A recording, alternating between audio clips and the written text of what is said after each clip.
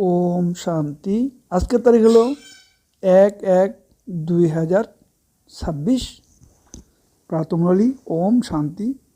বাপদাদা মধুবন। মিষ্টি বাচ্চারা, তোমরা বাবার কাছে এসেছো রিফ্রেশ হওয়ার জন্য। বাবা আর অবিনাশী উত্তরাধিকারীকে স্মরণ করো, তাহলে সর্বদা রিফ্রেশ থাকবে। প্রশ্ন: শুভবুদ্ধি সম্পন্ন বাচ্চাদের মুখ্য লক্ষণ কী হবে? উত্তর: যে সুবুদ্ধি সম্পন্ন হবে তার মধ্যে অপার খুশি থাকবে। যদি খুশি না থাকে তাহলে সে হলো বুদ্ধু। সুবুদ্ধি সম্পন্ন অর্থাৎ বুঝদার, অর্থাৎ পরশ বুদ্ধি যুক্ত আত্মা, সে অন্যদেরকেও পরশ বুদ্ধি তৈরি করবে। আধ্যাত্মিক সেবাতে ব্যস্ত থাকবে, বাবার পরিচয় দেওয়া ছাড়া থাকতেই পারবে না। ওম শান্তি।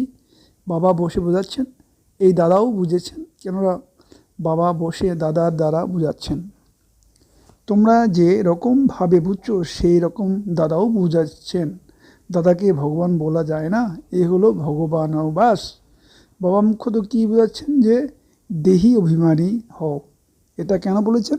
কেননা নিজেকে আত্মা মনে করলে আমরা পতিত পাবন পরম পিতা পরমাত্মার দ্বারা পবিত্র হতে পারবো। এই জ্ঞান বুদ্ধিতে আসে, সবাইকে বোঝাতে হবে। তারা বলে আমরা হলাম পতিত। নতুন দুনিয়া পবিত্র অবশ্যই হবে। নতুন দুনিয়া রচিতা স্থাপন কর্তা হলেন বাবা, তাকেই পণ্ডিত পার্বণ বাবা বলে আহ্বান করে। পতিত পাবন সাথে তাকে বাবা বলে। আত্মারা বাবাকে আহ্বান করে, শরীর আহ্বান করে না। আমাদের আত্মার বাবা হলেন পারলৌকিক, তিনি হলেন পতিত পাবন। এটা তো খুব ভালোভাবেই মনে রাখতে হবে।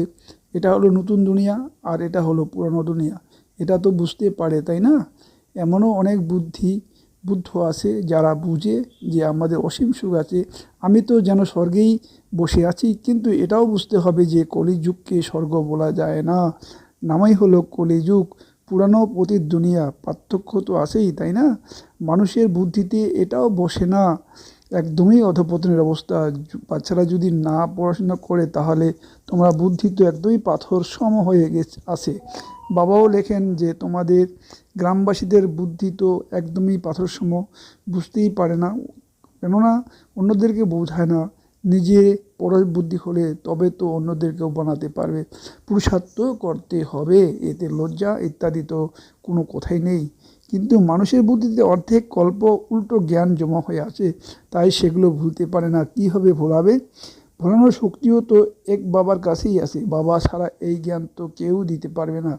তাই এখন সবাই হলো অজ্ঞানী। তাদের জ্ঞান আবার কোথা থেকে আসবে? যতক্ষণ না জ্ঞানের সাগর বাবা এসে না শোনান। তমপ্রধান মানেই হলো অজ্ঞানী দুনিয়া, শতপ্রধান মানে দৈবী দুনিয়া। পার্থক্য তো আছে, তাই না? দেবী দেবতারই পুনর্জন্ম নিয়ে থাকে, সময়ও এগিয়ে যেতে থাকে, বুদ্ধিও দুর্বল হতে থাকে। বুদ্ধির যোগ লাগানোর ফলে যে শক্তি প্রাপ্ত হয় সেটাও শেষ হয়ে যায়। এখন তোমাদেরকে বাবা বুঝাচ্ছেন, তাই তোমরা কতখানি রিফ্রেশ হচ্ছ। তোমরা রিফ্রেশ ছিলে আর বিশ্রামে ছিলে। বাবাও লেখেন, তাই না? বাচ্চারা এসে রিফ্রেশ হও আর বিশ্রাম নাও।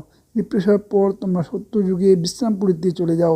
সেখানে তোমাদের অনেক বিশ্রাম প্রাপ্ত হয়। সেখানে সুখ শান্তি সম্পত্তি ইত্যাদি সব কিছুই তোমরা প্রাপ্ত করো। তাই বাবার কাছে আসে রিফ্রেশ হওয়ার জন্য, বিশ্রাম পাওয়ার জন্য। রিফ্রেশও বাবাই করেন, বিশ্রামও বাবার কাছে নিয়ে থাকো। বিশ্রাম মানে শান্তি। যখন ক্লান্ত হয়ে যাও তখনই বিশ্রামী হও, তাই না? কেউ কোথাও যায় বিশ্রাম পাওয়ার জন্য, সেখানে তো রিফ্রেশমেন্ট কোনো কথাই নেই। এখানে তোমাদেরকে বাবা প্রত্যেক দিন বোঝাচ্ছেন, তাই তোমরা এখানে এসে রিফ্রেশ হও। স্মরণ করার দ্বারা তোমরা তমপ্রধান থেকে শতপ্রধান হয়ে যাও। তো শতপ্রধান হওয়ার জন্যই তোমরা এখানে আসো। তার জন্য কি পুরুষার্থ করতে হয়? মিষ্টি মিষ্টি বাচ্চারা বাবাকে স্মরণ করো। বাবা তো সমস্তই শিক্ষাই দিয়ে দিয়েছেন। এই সৃষ্টিচক্র কীভাবে পুনরাবৃত্তি হয়, তোমাদের বিশ্রাম কীভাবে প্রাপ্ত হয়, আর কেউ এই সমস্ত কথা জানে না। তাই তোমাদেরকে বোঝাতে হবে যাতে তারাও তোমার মতো রিফ্রেশ হয়ে যায়। তোমাদের কাজই হলো এটা, সবাইকে বাবার পরিচয় দেওয়া। অবিনাশী রিফ্রেশ হতে হবে, অবিনাশী পেতে হবে। সবাইকে এই পরিচয় দাও, এটাই স্মরণ করাতে হবে যে বাবাকে আর বাবার অবিনাশী উত্তরাধিকারকে স্মরণ করুন। এই তো খুবই সহজ কথা। অসীম জগতের বাবা স্বর্গের রচনা করেছেন, স্বর্গেরই অবিনাশী উত্তরাধিকার প্রদান করেছেন। এখন তোমরা আছো সঙ্গম যুগেই। মায়ার অভিশাপ আর বাবার অবিনাশী উত্তরাধিকারকে তোমরা জানো। যখন মায়া রাবণের অভিশাপ প্রাপ্ত হয় তখন পবিত্রতাও সমাপ্ত হয়ে যায়, সুখ শান্তিও সমাপ্ত হয়ে যায়। তো সম্পত্তিও সমাপ্ত হয়ে যায়, কীভাবে ধীরে ধীরে সমাপ্ত হয়ে যায় সেটাও বাবা বুঝিয়ে দিয়েছেন। কত জন্ম লাগে, দুঃখ ধামে থোড়াই বিশ্রাম পাওয়া যায়, সুখ ধামে কেবল বিশ্রামেই বিশ্রাম। মানুষের ভক্তি কতই না ক্লান্তি দেয়, জন্ম জন্মান্তরের ভক্তি ক্লান্ত করে দেয়, ভিখারি করে দেয়। এটাও এখন বাবা তোমাকে বোঝাচ্ছেন। যারা নতুন নতুন আসে তাদের কতই বোঝাতে হয়। প্রত্যেক কথাতেই মানুষ অনেক চিন্তা করতে থাকে, মনে করে কোথাও জাদু না হয়। আরে তোমরাই তো বলো জাদুঘর, তাই আমিও বলি আমি হলাম জাদুঘর। কিন্তু এই জাদু সেই রকম কোনো জিনিস নয় যেটা ভেড়া ছাগল ইত্যাদি বানিয়ে দেবে। তারা তো জানোয়ার নয়, তাই না? এটাও বুদ্ধি দ্বারা বোঝা যায়। কোথায় আসে সুর মণ্ডলের সঙ্গীত, ভেড়া কি বুঝবে? এই সময় মানুষ যেন ভেড়ার মতো হয়ে গেছে। এ সমস্ত কথা এখনকার জন্যই, সত্যযুগে এইসব বলা হয় না। এগুলো হলো এই সময়কারে। চণ্ডিকার কত বড় মেলা বসে, জিজ্ঞাসা করো তিনি কী ছিলেন, বলবে দেবী। এখন এই রকম নাম তো সেখানে হয় না। সত্যযুগে তো সর্বদা শুভ নাম হয়ে থাকে। শ্রীরামচন্দ্র, শ্রীকৃষ্ণ, শ্রী বলা যায় শ্রেষ্ঠকে। সত্যযুগীয় সম্প্রদায়কে শ্রেষ্ঠ বলা যায়। কলিযুগের বিকারী সম্প্রদায়কে শ্রেষ্ঠ কে বলবে? শ্রী মানে শ্রেষ্ঠ। এখানকার মানুষ তো শ্রেষ্ঠ নয়, গায়নও আছে। মানুষ থেকে দেবতা, পুনরায় দেবতা থেকে মানুষ তৈরি হয়। কেননা 5 বিকারে চলে যায়, রাবণ রাজ্যে সবাই হলো মানুষ, সেখানে দেবতারা থাকেন। তাকে বলা হয় দৈবী সাম্রাজ্য। একে মানুষের সাম্রাজ্য বলা যায়। দৈবী সাম্রাজ্যকে দিন বলা হয়, মানুষের সাম্রাজ্যকে রাত বলা হয়। দিন আলোর প্রকাশকে বলা যায়, রাত অজ্ঞান অন্ধকে বলা যায়। এই তফাৎকে তোমরা জানো, তোমরা বুঝতে পারো যে আমরা প্রথমে কিছুই জানতাম না। এখন সমস্ত কথা বুদ্ধিতে আসে। ঋষি মুনিদেরকে জিজ্ঞেস করে যে রচয়িতা আর রচনার আদি মধ্য অন্তকে জানেন, তো তারাও নেতি নেতি করে গেছেন। আমরা জানি না। এখন তোমরা বুঝতে পেরেছো যে আমরাও প্রথমে নাস্তিক ছিলাম। অসীম জগতের বাবাকে জানতাম না। তিনি ছিলেন আসলে অবিনাশী বাবা, আত্মাদের বাবা। বাচ্চারা তোমরা জানো যে আমরা সেই অসীম জগতের বাবা হয়েছি, যিনি কখনো জ্বলে যান না। এখানে তো সবাই জ্বলতে থাকে, রাবণকে জ্বালাতে থাকে, শরীর আছে তাই না? তবু আত্মাকে তো কখনো কেউ জ্বালাতে পারে না।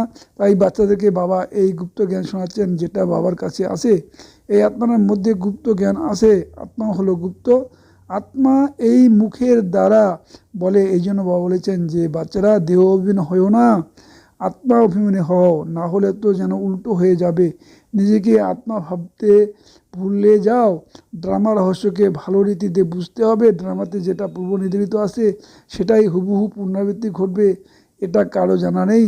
ড্রামা অনুসারে সেকেন্ডে 22 সেকেন্ড কীভাবে চলতে থাকে, এই জ্ঞান বুদ্ধিতে আসে।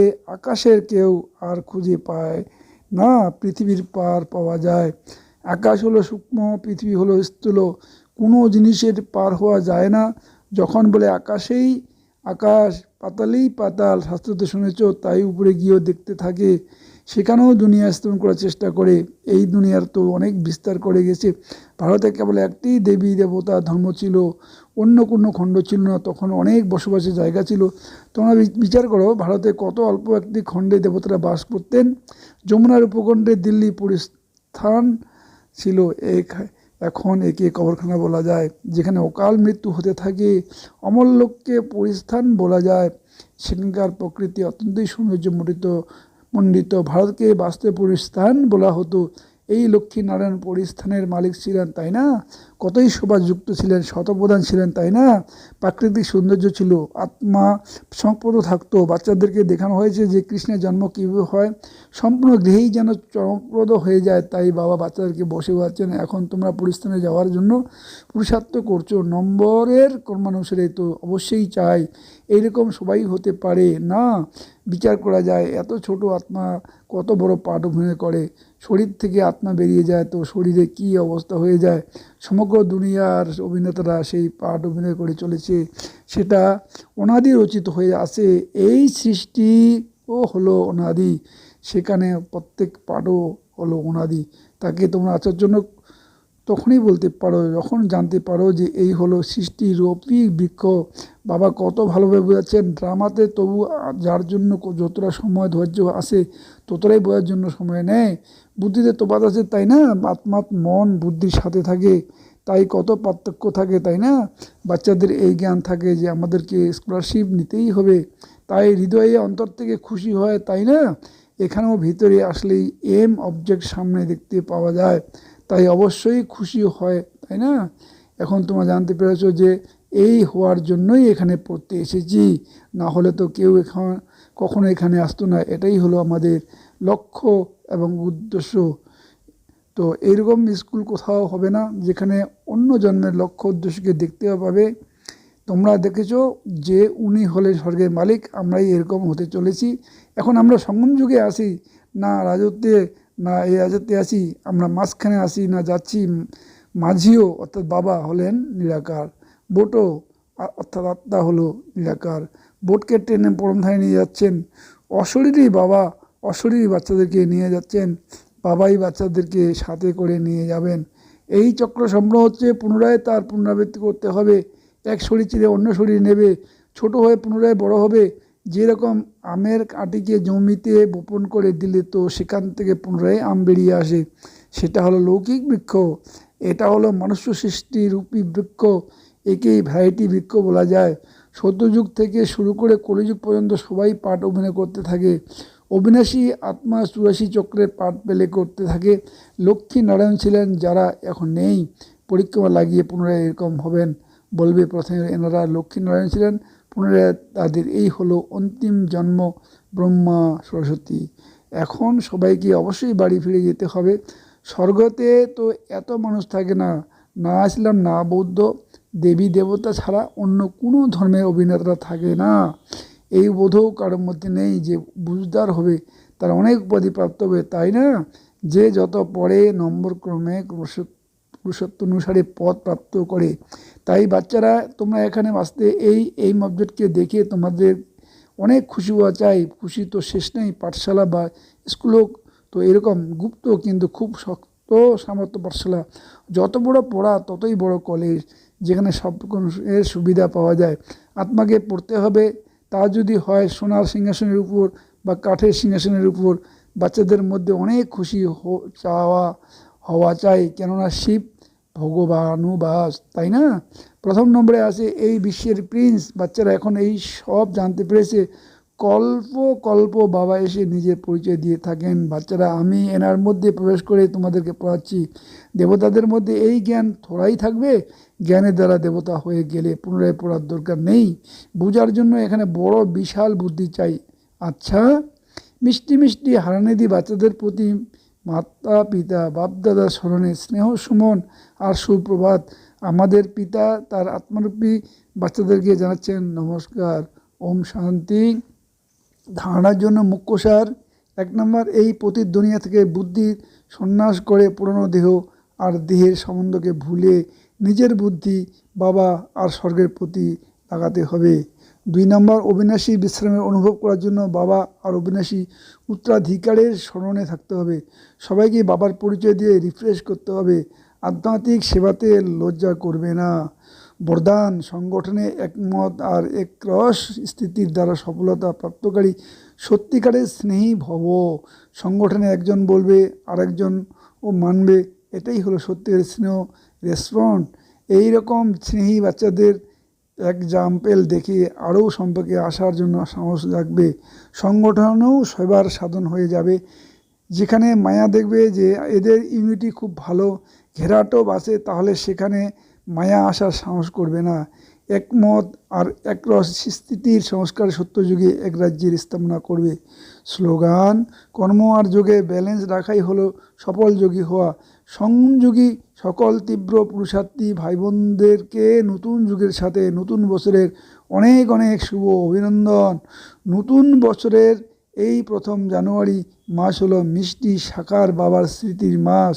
আমরা সকল বাবার বাচ্চারা অবক্ত বর্তনে সূক্ষ্ম লীলাগুলির অনুভব করার জন্য তথা নিজেকে ব্রহ্মা বাবার সমান সম্পূর্ণ বা সম্পূর্ণ বানানোর জন্য পুরো মাস নিজের বন্ধনমুক্ত জীবনমুক্ত স্থিতি বানানোর জন্য মন আর মৌখের মৌন রাখো। বুদ্ধি বলে দ্বারা অবক্ত বর্তনে স্থির থাকবে। এই লক্ষ্যে এই মাসের অবক্ত ইশারা পাঠাচ্ছি। অবক্ত ইশারা: এই অবক্ত মাসে বন্ধনমুক্ত থেকে জীবনমুক্ত স্থিতির অনুভব করো। বাপদাদা চাইছেন যে আমরা প্রত্যেক বাচ্চা মুক্তি জীবনমুক্তি উত্তরাধিকারী অধিকারী হবে। এখানকার অভ্যাস সত্যযুগের ন্যাচারাল লাইফ হবে, কিন্তু উত্তরাধিকারের অধিকার এখন সঙ্গম যুগেই আছে। এই জন্য যদি কোনো বন্ধন আকর্ষণ করে তাহলে কারণ চিন্তা করে নিবারণ করো। ওম শান্তি, ওম শান্তি, ওম শান্তি।